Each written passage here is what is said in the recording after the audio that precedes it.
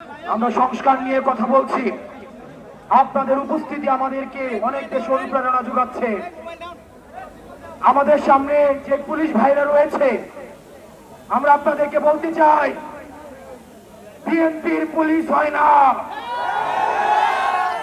আওয়ামী লীগ পুলিশকে আওয়ামী লীগের বানাতে চেয়েছিল, তার পরিণতি আপনারা দেখেছেন।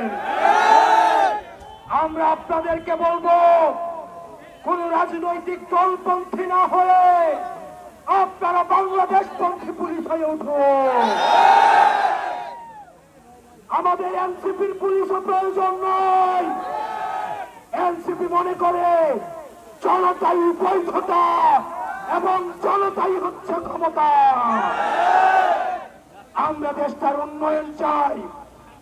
পুলিশ ভাইদেরকে বলছি, পটিয়ায় যে ঘটনা হয়েছে, এই ঘটনার যদি পুনরাবৃত্তি হয়, তাহলে 5ই আগস্টের পুনরাবৃত্তি হবে। প্রিয় রংপুরবাসী,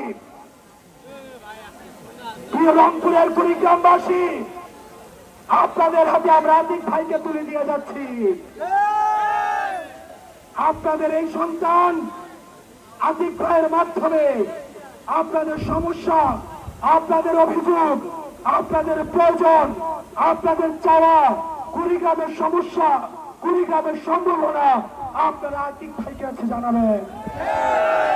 আপনারা ভালো থাকবেন, সুস্থ থাকবেন, সংস্কারের পক্ষে থাকেন, বাংলাদেশের পক্ষে থাকেন। জনতাই বৈধতা, জনতাই ক্ষমতা।